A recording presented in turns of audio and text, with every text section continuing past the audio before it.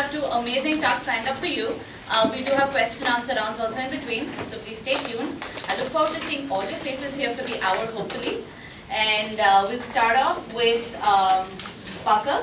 And a small thing, since you guys are interns and we'd like to know a little more about you, please do share a couple of fun facts, weird facts about you while you're doing this. So I'll give the stage to Parker.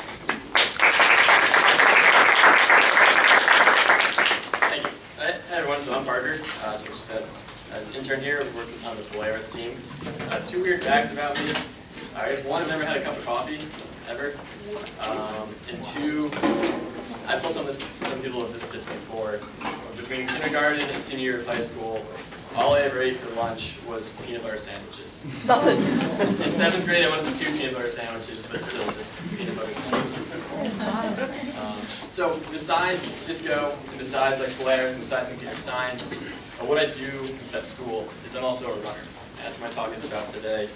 I'm not going to talk to you or tell you like how fast I am or what workouts I do or how to really be fast. But through my 9 years of competitive running, I've learned these 4 points that I think that have helped me in things outside of running as well. And so I'm going to try to share with you guys today. Hopefully, at least someone here can pull something from one of those points and maybe make a difference. But anyway, so who in this room runs at least kind of semi-regularly, like once a week? A few people? Alright, so now who enjoys running every single time they run? Okay, so maybe a few people. I mean, I don't. And so I definitely don't enjoy running every time I run, but I still do it every day. And that's because I always keep this big goal in mind. Just like everyone has different goals for things, my goal is to run fast.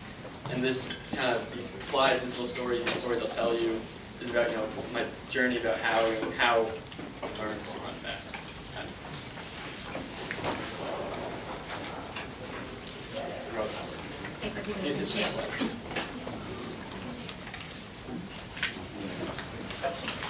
sorry, technical difficulties. Oh, there we go. All right. So this is a picture of me. Actually, it's in 8th grade, but so my kind of story starts when I was in 6th grade. Middle on the left. It's the year 2007, and in these first 2 or 3 years of my running career, I really learned a lot about not necessarily like teamwork, but more about kind of like peer pressure and groupthink. And so what we used to do in middle school was we had this 0.7 mile. And we started at a soccer field and went behind the school to a playground, and then past the playground to behind the school some more, this fence post. Get there and turn around and come back. What we would do is we'd run past the soccer field to the playground, and our coach couldn't see us anymore, so we would just sit there on the swings and then not finish our run, and go back after 3 or so minutes. And we'd just sit there and kind of chat and just talk about the latest episode of SpongeBob on TV or whatever Halo game we were playing at the time. And so we'd go back and finish our run, right? So in 6th grade, our team wasn't very good. We were maybe 2 and 7, so we won 2 of our meets, lost 7 of them, just because we never really practiced too much. Then as we went through 7th grade and 8th grade, there was less and less of a time that we spent just sitting on those swings. And usually what happened is this one person sort of like, no guys, let's go and finish the run, let's run the full 0.7 mile loop. And then a lot of us would begrudgingly do it, but every day it was someone else who was saying, no, let's do it. And so eventually it got to this point where we just continued to run the whole loop every day. And it wasn't because I wanted to every day, it's because I just kind of followed along with what the group was doing. So what I learned those few years is that if you have a goal in mind, it's really important to do it with a buddy, to do it with someone else.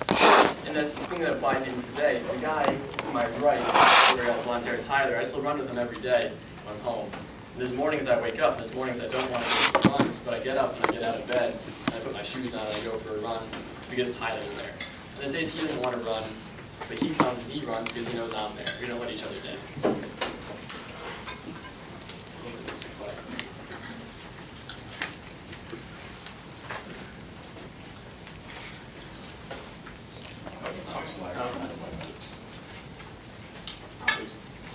Sorry.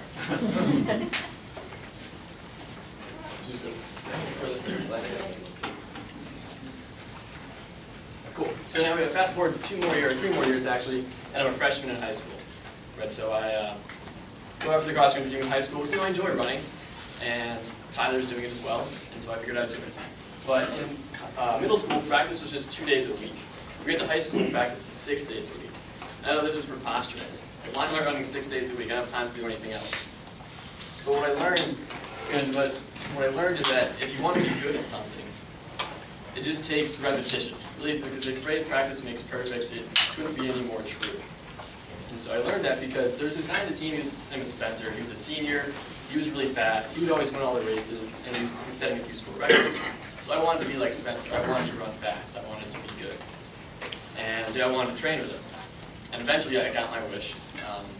There's this Friday of my freshman year, or after the pep rally.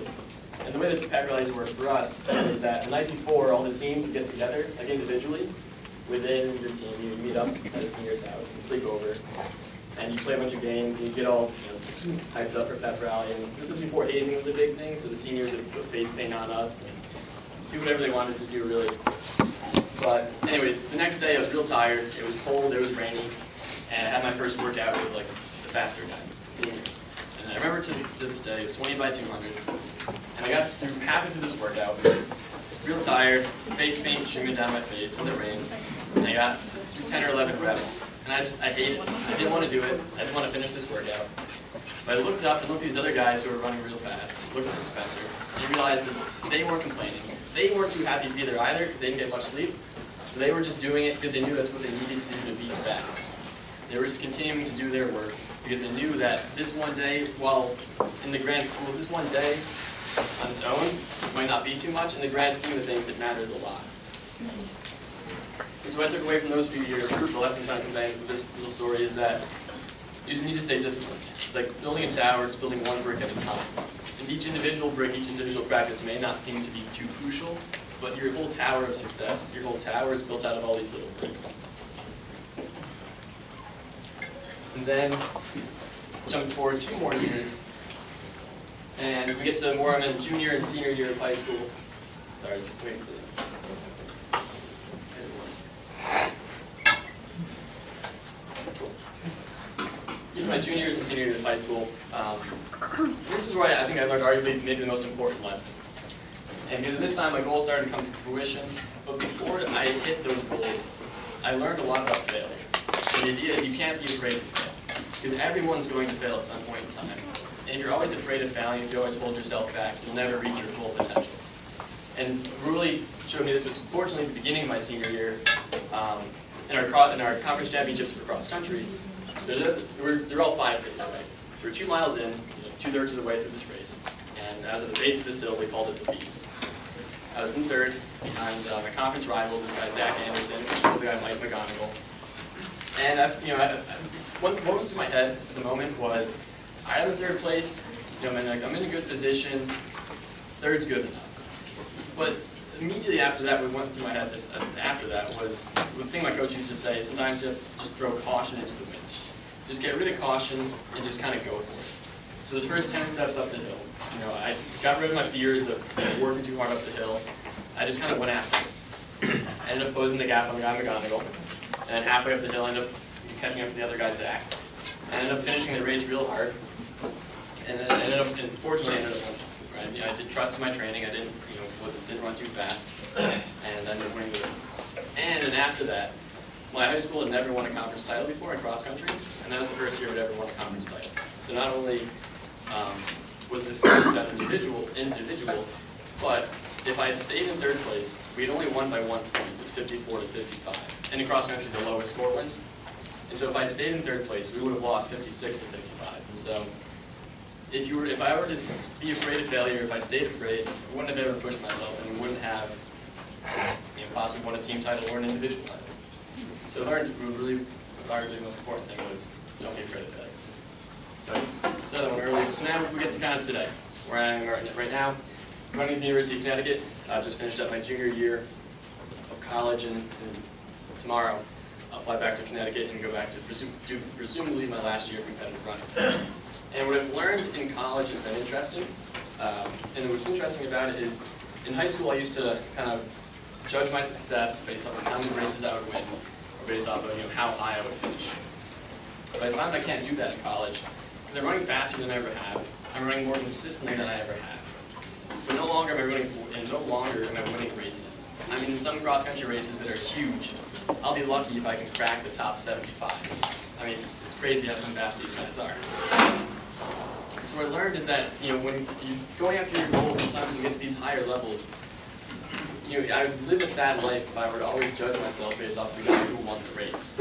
I would never really, enjoy running, or I'd never really think of myself as being successful. I always judge myself off of metrics based on other people. And so now what I learned is I have to judge myself based off my past, and not others. And so I am getting faster, so I am being more consistent. So I judge my performance so far as a relatively being pretty successful. So that's the fourth thing, it's just that sometimes you get farther in life, stop looking at other people to judge your success and look at yourself. I mean, if you're looking at how much money you make, or looking at the position you're in, instead of saying like, oh, X, Y, and Z, or guy A, B, and C makes this much or has that position, look at, all right, where was I 3 years ago? Am I making more money now? Am I learning more now? Am I in a position or having more fun than I was previously? So really, those are just sort of the 4 points. I'm just an intern. I'm just a kid, What do I know about raising children, or dealing with mortgages, or what do I know about everything going on in everyone else's life? And the answer is not much. But I'm not trying to know too much. I'm just trying to convey these 4 points that I've learned through running, and I've applied in my other stuff, like my schooling, my relationships, etc. And I've found some pretty good success, relatively. So hopefully, if anyone here can just maybe take one of those 4 points and apply it in their own lives, apply it to whatever goals they have, well, then my goal for today would have been achieved. Thank you.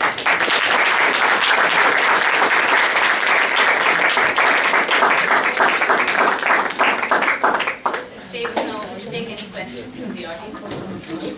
Anybody has any questions? Yeah. So is it not your coach jobs to convey that, okay, competition is something that is needed as part of the life? Or why you have realized it? So at the beginning, half the question again? The competition. Yep. What you're saying is you don't want to compare yourself with other people. Isn't Right. it? So it's good to bring up that point. It's interesting. What I found is that towards the end of races, I found this, that towards the end of races, maybe the last 10%, it's crucial that I can judge myself against other people, because it's what gives me the fire for the kick, or the very ending of a race. But during my traditional training, I can compare myself to someone like I did, like Spencer, compare myself to someone like I did in high school to kind of replicate what they do. I don't want to judge my success based off of their success, but I see what these other guys do, I see how they train, I see how they recover, I see what they eat, and I'll try to do the same thing. Does that sort of kind of answer your question? So in general, I try to judge my success based off my past self, while trying to replicate the things, or do the things that everyone else does. And there are times, like at the very end of a race, that I see someone 10 meters ahead of me, and I just know I gotta beat that guy. And then those short times when I try to judge myself. Okay. If you don't mind, can you just repeat the 4 things which you kind of highlighted? Right. So the first one was, if you're going for a goal, find a buddy to do it with. So find a gym buddy, find a baking buddy, find someone to learn a language with you, whatever it is your goal is, find someone to do it with. And the second one was discipline. There's no magic fairy dust. There's no shortcut to it. It just takes time, and practice makes perfect. Now you just got to do it every day, or every 6 days out of 7, or whatever your plan is. You got to make sure you stick with it. The third one is you can't be afraid of failure. So everyone fails in life, but a lot of times the only way to really succeed and really achieve your goals is to jump head first or look before you leap. And the fourth and final point was that overall, don't evaluate your success based off of what other people do, but evaluate your success by how far you've come. Thank you. Yeah. Have you ever experienced like a significant injury while running, which made you like wonder if you'd be able to run consistently at the same level as you do now? Right. Yeah, there was my freshman year of college. I was doing steeplechase. You guys ever seen or heard of steeplechase? We had to jump over these big barriers and this water pit, and I hurt my ankle pretty bad. And that was towards the end of my season, and I was worried if I'd ever really kind of get back to like the fire that I had. But I took 3 weeks off, 4 weeks off. Actually, I think it was 23 days off. Let my ankle heal up. I rest, ice, elevation, compression, and just talked to my former teammate Tyler, and I started running with him again, and kind of got that drive back. Okay. Thank you. Anybody? What are some of the things that you use that help you keep run-life balance you know?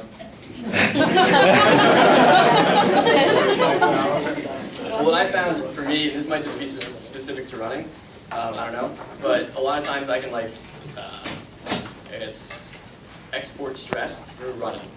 And so by going for runs, generally with other people, or just sort of, events, or I can just sort of, it's the thing that I enjoy to do sometimes, but to keep the run life balance, running kind of right now is my life. So basically, running is life. There's no balance between this. You're running for your life. Because I know, I guess I have that end goal, run fast, or break certain barriers, and I was just thinking about that, pushing to those barriers. One last question. I didn't hear anyone ask. What's your fastest mile?